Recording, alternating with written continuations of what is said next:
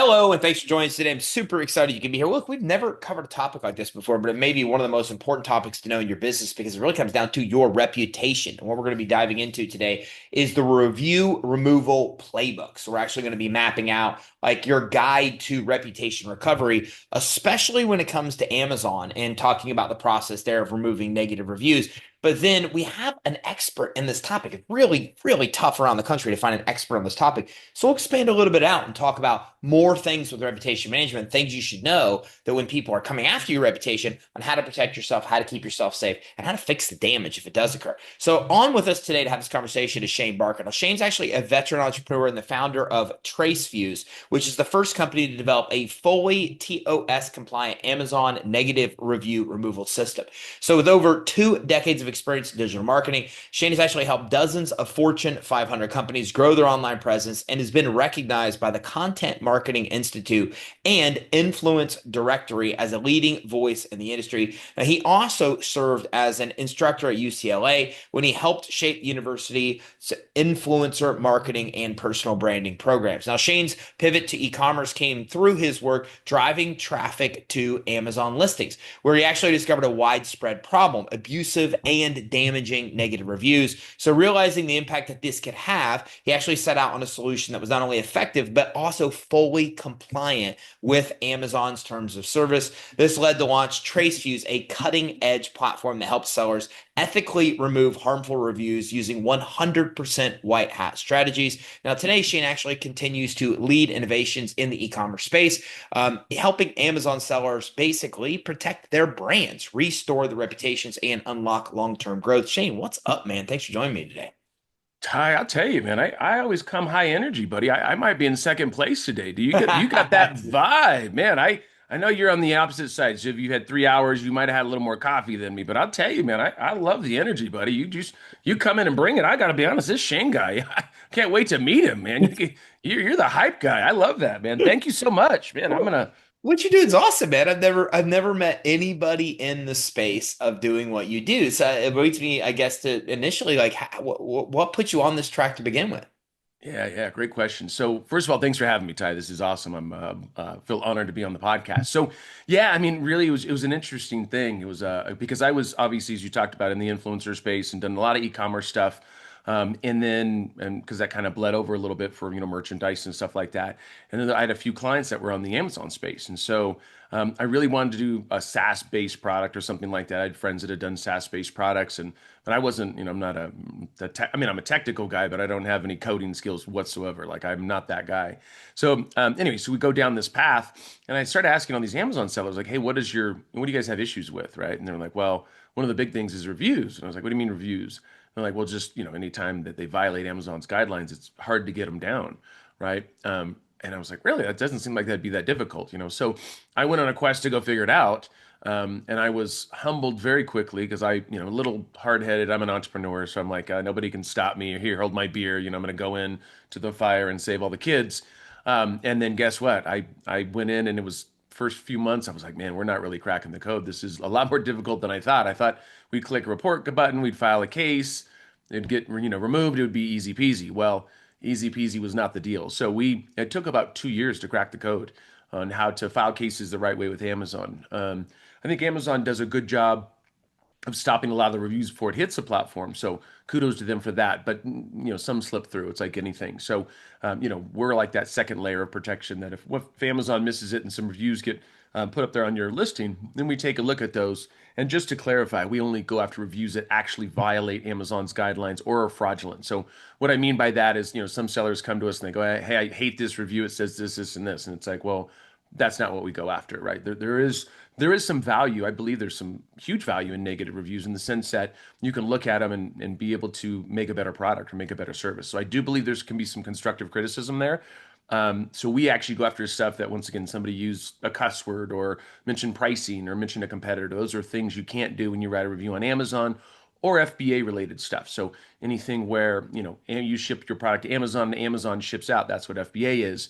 Well, and if it's shipped out broken or late or maybe even used, that's an Amazon thing because Amazon's the one that's responsible for shipping. So those are the main things that we go after. But once again, negative reviews that help you improve your product, because we all start with a product yesterday, and then in the next whatever in the future it's probably going to change if you're going to evolve, right? Think about anything, Google, just think about anything in this world, anything you've ever done. I'm sure your first podcast, you seem like a natural, but it was nowhere as good as what it is now. I'm sure of it. The same thing with mine, right? Like we start somewhere and then we have to make it better. And so now we've got some amazing software and some good things are happening. And we have 500 clients and we moved over 13,000. We're at 14,000 reviews for our clients on Amazon. So pretty crazy results. It's been fun, a fun ride, I would tell you. Yeah, it sounds like it. I do a lot with Google reviews, and I can tell Mm. you that it changes all the time. Like Google's policies and change all the time. So, what do you guys do to keep up with that to make sure that you always have the best methods based on the ever-changing landscape that is Amazon? Yeah, yeah, it is a big platform. There's constantly changes, right? Some sellers like some of the changes, some don't. I mean, you can't satisfy everybody. But really, what we do is they have they're called the Amazon guidelines, right? So there's like the TOS, terms of service. So what happens is we actually go and we take a look at the terms of service, and we've created AI. And this was before the big craze of ChatGPT. This was about 3 years ago.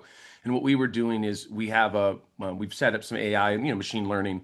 We went in and we've continuously trained the models, and now we're at a point where these models, what they'll do is they'll go and look at the terms of service, and when the terms of service changes, it automatically our AI automatically knows that when the terms of service change. Now, what the good part about what we do is, and I think what you're touching on is, hey, like they change policies, great. Okay, the AI sees that. Okay, great. Now we know we're going to add some things have changed. Maybe they had a new policy, they added to it, and then we can, it's kind of self-policing there in the sense that it monitors that.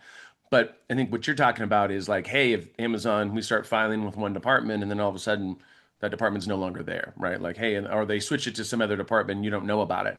Well, in the beginning, that was very difficult, right? Because it's like once you switch gears, and if we're not educated on where to go, are we going right, left, straight, backwards? Who knows? So that was difficult. But where that we had the competitive advantage, in fact, there's no companies out there that's done anything close to what we've done in regards to removing reviews. I mean, there's a few consultants that can do onesies and twosies, but nowhere, not at the level that we're able to do it. But what happens is, when we're looking at those cases and going to be filing those cases, then we're looking at it and trying to figure out, like I said, which department we're going to be filing with, and we file so many cases because we have so many clients. If we start getting less results, we get less reviews being removed for a certain department, like going from a 10-15% to a 0 or a 1, then we go, okay, hey, we know that maybe this isn't the avenue anymore, right? Because we can look at reviews now and we know where to file them, right? Whether it's going to be vendor central, seller central, an escalation case, emails directly to Amazon. We have because of the amount of knowledge and the amount of the cases that we file for our clients. When I say we file a lot of cases, I don't mean we're filing thousands and thousands of cases a day for our clients. We're doing about 5 to 10 in total when a client starts up with us. So, but because of that, because of how many cases we file, we kind of know which departments are going to be changing, and we're constantly trying new departments. Right, like different avenues that we might know of, new email addresses that Amazon puts out there for certain services that would make sense for us to reach out to them. So, there is some knowledge there because of the just pure volume that we send out there. We can see changes if changes in Amazon if they don't notify us. So, Shane, I guess I should have probably started with the problem. How big is this to the sellers? How big of an impact realistically are negative reviews to a seller selling something anywhere, specifically on Amazon? Here, let me do this. I'm going to reverse that question on you, Ty.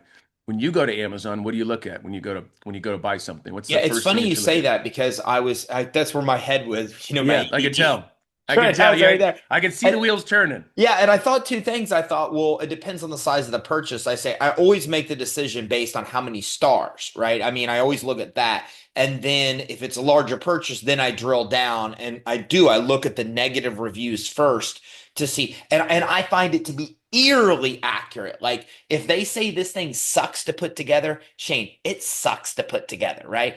But like I don't care. Like if I get through that part of the process, the thing is awesome after whatever. But I mean, that's how I personally look at reviews. Maybe a lot of people are the same, you think? No, it is. It is. You're absolutely, that's what people do. So what happens is when you're at a 4.3, your star rating, what people physically see is a 4.5 stars. And when people see that, that's very satisfying to us. When you drop down to a 4.2, you only have 4 stars, and that's when people start to look into things. It's that half a star that makes a huge difference. We've seen clients lose, or before they came to us, 10 to 50% of their sales from that 4.3 down to a 4.2, depending on category. Because guess what? Us as humans, as consumers, we look at this and go, oh, 4.5, 5,000 reviews.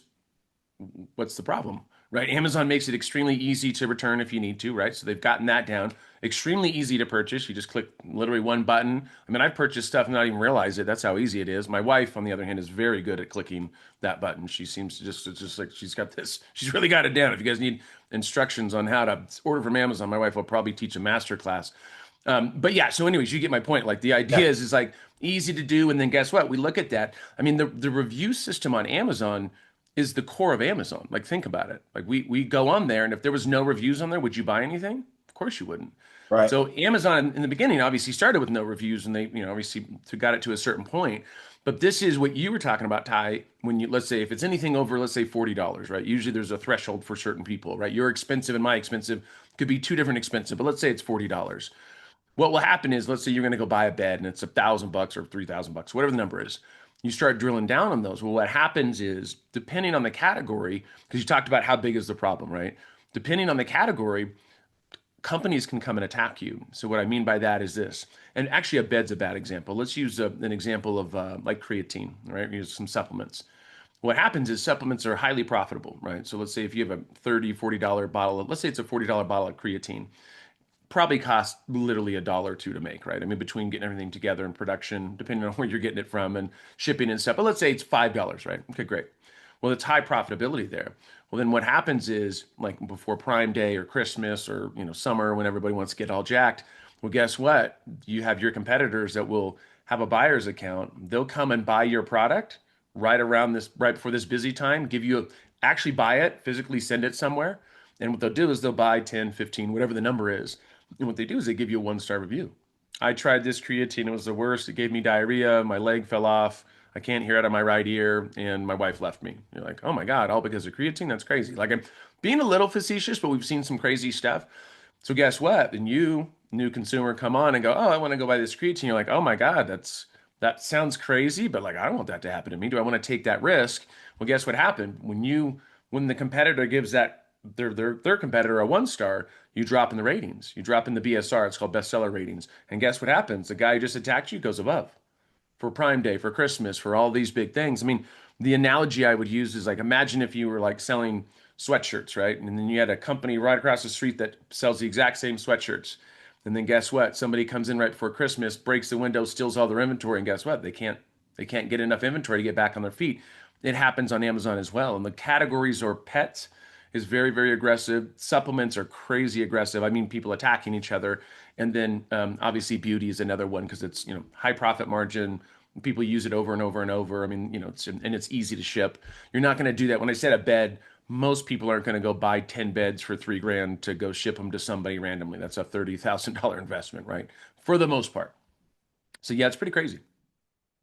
So in that scenario, right, which I think happens more times than not, that it's the competition that's creating the issue. So, but what you just described, that sounds like it would be within Amazon's terms of service, right? Like this is what happened. Here's my experience. They legit bought the item. So how do you fight something like that? Because they're not saying go. I mean, they're not dumb enough. Well, a lot of times they are. A lot of times they're not. Probably not dumb enough to say, "Oh, go over here and buy it here." They might even have a basic understanding of terms of service to be able to put a review that they think has the best chance of sticking. So how do you get past that when it's clearly a competitor, but there's no like the scenario you just described, there would be no way of really knowing that that's a competitor leaving that review. Yeah, I mean, there's two things that we do, right? So we either A, look at things that violate Amazon's guidelines, so somebody can come in and cuss or mention do anything like that or pricing or anything. There's a lot of reviews that Amazon didn't catch. I mean, I don't know how many they actually caught. They're saying millions, I think billions potentially, but a lot. I'm sure they caught a lot. But at the end of the day, there's definitely some that are there. So if somebody hired us today, we go back and clean up to all the way to when that product was created. So there's a lot of stuff where people were attacking, doing this, doing that, not thinking that anybody would ever be able to find that. Now, moving forward, obviously, I would imagine the people that are attacking are getting more knowledge, right? They're understanding the system more. Hey, we know we're not going to write anything that violates Amazon's guidelines. Great. Well, guess what? Then those ones can still get through, right? I mean, those are still ones that not all of them are going to get that sophisticated and look at it, but there are some that won't get through. And the way that we even the playing field, so if you get attacked and get 10 bad ones, we're going to go look for, if we can't get those removed, obviously we're going to be looking for 10 more that violate Amazon's guidelines. And those can be legit reviews. Those can be real reviews. I'm not saying every review is fake on Amazon by any means, right? But when you look at this, you can look at that review. And once again, they mention pricing. Doesn't matter how good the review is, you can't mention pricing on Amazon. So my goal is to get that one removed. And if we can't get this one removed, at least we're still, changing, helping the BSR, we're helping the star rating go back up. We're doing a lot of things to be able to, get them back in that direction. Kind of even the playing field is what I tell people because that's the hard part. The review thing for sellers is the lifeblood. Your PPC costs go up if you have bad reviews. They're going to put you down in the BSR. Your sales are going to go down. Your social proof goes down. Like it affects everything in your Amazon business. And Amazon sellers understand that, right? They just didn't know there was an option to be able to get reviews removed, especially once getting compliant with Amazon. It was always a black hat, here, get money in a briefcase in an alleyway and get in black vans and then drive off or something. Not really like that, but I figured I'd make it seem like I was a I superhero or loved something it the weird. way you described it Yeah. for the record. Yeah. And then Yeah, I'm it's like awesome. Spider-Man that comes down. It's like, hey, what are you doing with those bad reviews? And then I say, they attack everybody. And then I just Gotham saved again. So you're welcome. Yeah, you're kind of like Batman then in this I scenario. I mean, I'm just mixing up all kinds of like Marvel comics or all that. My wife's in the other room probably cringing right now, going, oh, he has no idea what he's saying out loud. Like the Amazon thing was funny, but God, he's Spider-Man. You just mixed it. What, Superman?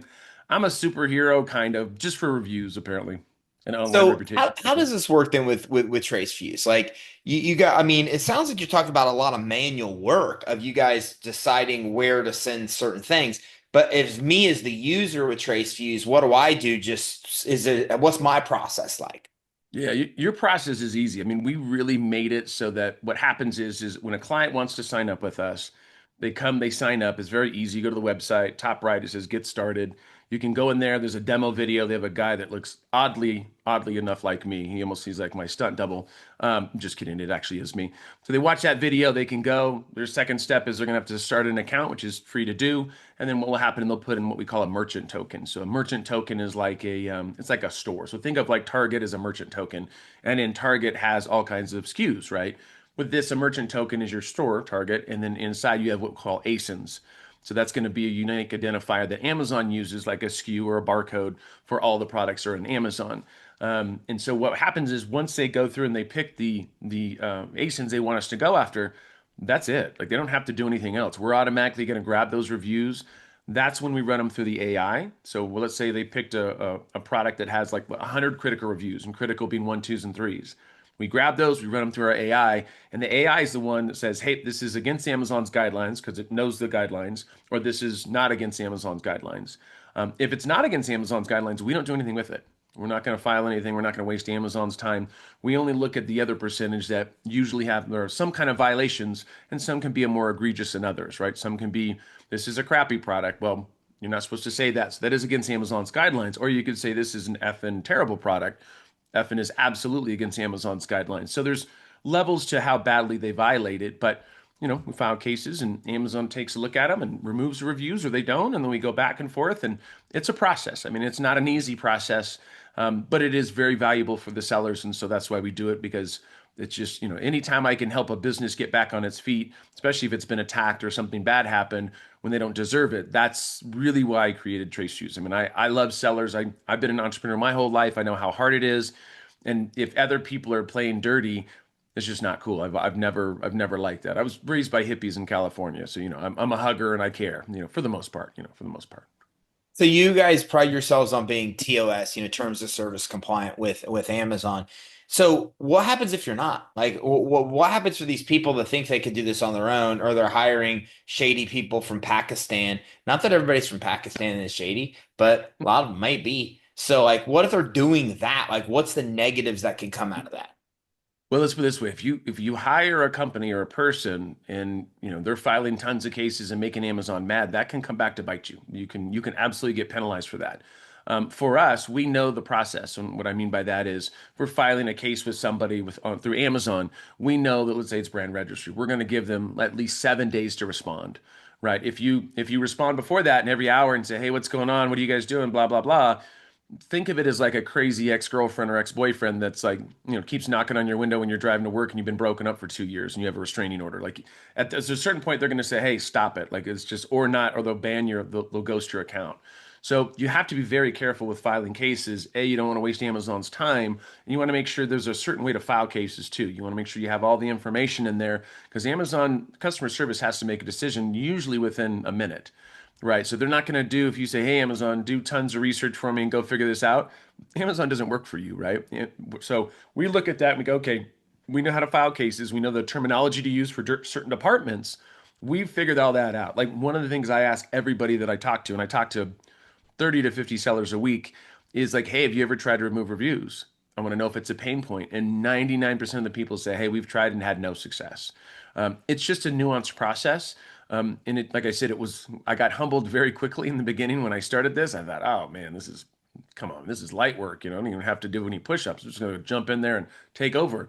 No, 2 years into it, I was like, ooh, maybe I should have put my money someplace else, but we were able to figure it out. So it was awesome.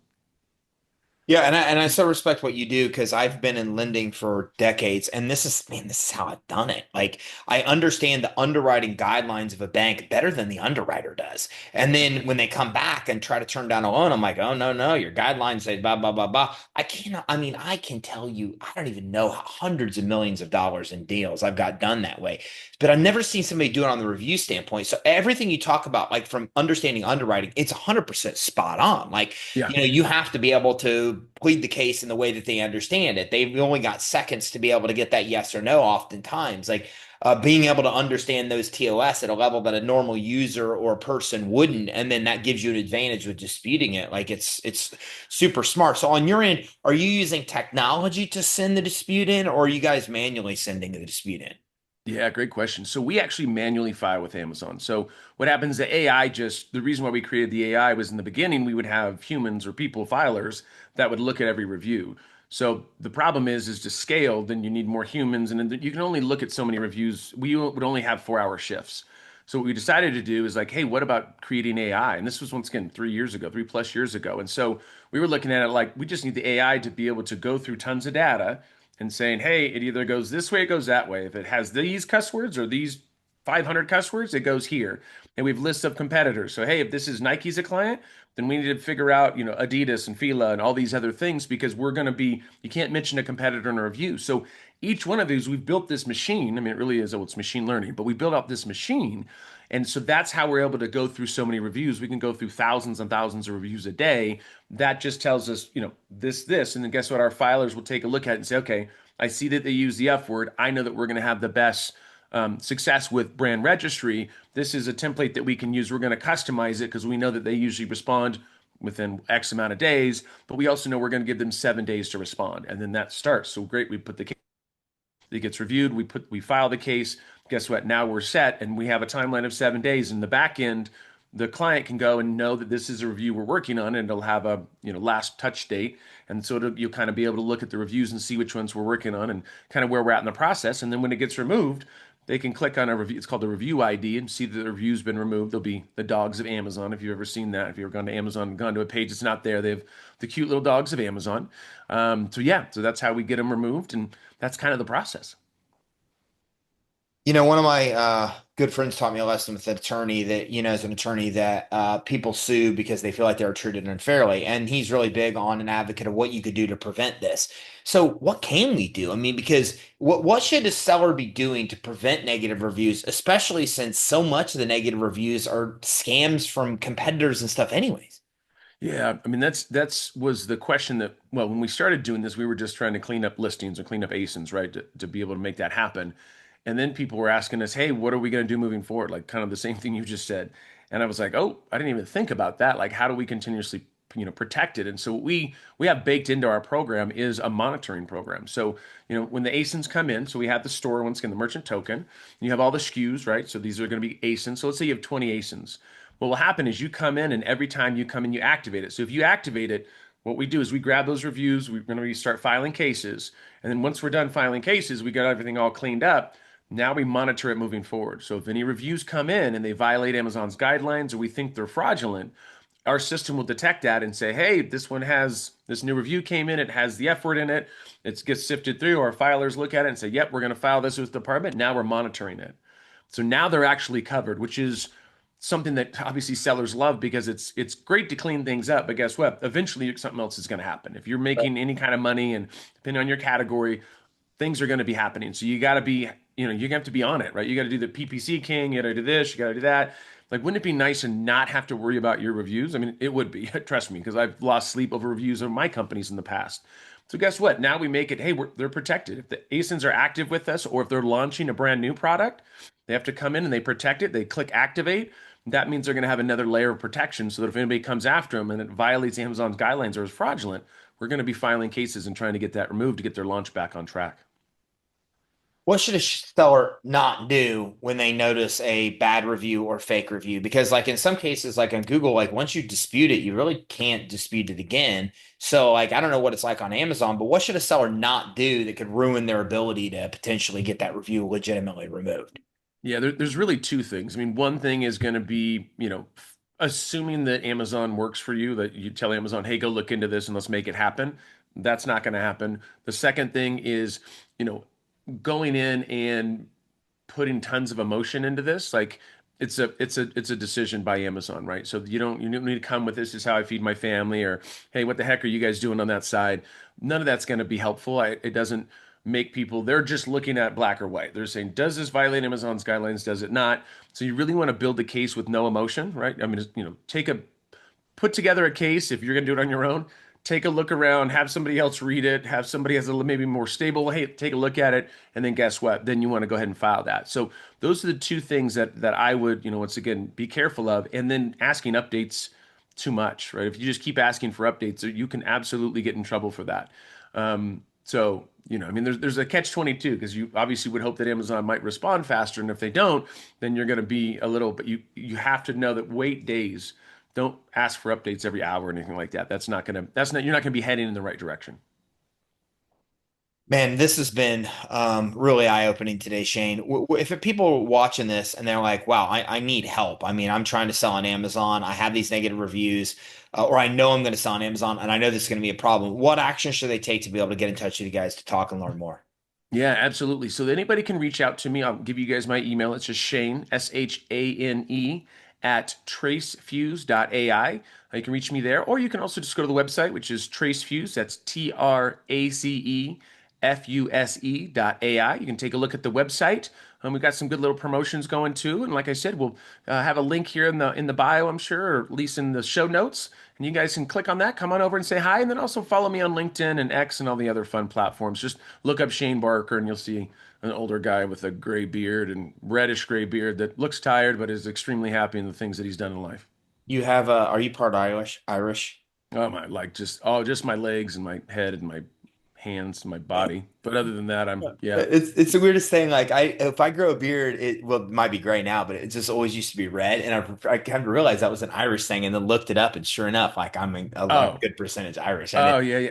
Well, you know what's funny? Like with the red beard, this is funny. I would have people come up to me and say, "Oh, do you color your beard red?" And I'm like, "Yeah, that was the color I picked because I was like, what will bring all the girls to the yard?" I was like, if I have a big old red beard, like, thank God I've been married for 19 years, so I don't have to worry about it. And she likes red beards, even balding men she likes, which is awesome because that's about where I'm headed. So, that's what happens when you do reviews on Amazon, folks. You might lose your hair, but I'm willing to lose my hair for you. Remember that, That's okay? dedication. Thanks for No, coming I mean, on today, Shane. bro, I pull hairs out for people daily. All right, thank you for having me, bud. All right, so listen, if you're watching this, go to tracefuse.ai. That's trace, TRACE, fuse, FUSE.ai. If you go to Tracefuse, a couple things I want you to do. First of all, go to the bottom of the page, and on the bottom left of the page, you're going to find their social media links. So just take less than a minute to just subscribe on those social media links. It keeps you in the know. Top right of the page, you can click and actually access their blogs. There's a lot of great information there. But the most important thing you should be doing on tracefuse.ai is scheduling a demo call. And when you go to their website, you'll see right there that it's easy to do. You can even see case studies on the site, amongst many other things. So make sure you check it out, tracefuse.ai. Schedule that demo call and let them take a look at what's going on with your negative reviews, or talk to you about a strategy. Because, like you said, even if you don't have it, maybe you're just launching on Amazon. Well, then they have a strategy to monitor it for you and help you catch those things. So if you're just getting ready to launch, you're already dealing with a problem. Either way, schedule a demo call with them to talk more about the actual solution. Because as Shane said, like, I mean, you're talking about substantial damage to your reputation, ability to sell, profits when this happens. And usually those people that are going to come after you are going to come after you at the most vulnerable time where it will hurt you the most. So be prepared. Don't wait till that happens and not know what to do. Get with them now, right? Go schedule your demo call. Get with them preventatively beforehand, and then that way you're prepared, now for what you're dealing with, and even in the future as well. So make sure you check them out at tracefuse.ai. Thanks for tuning in. Take care. Have a great day.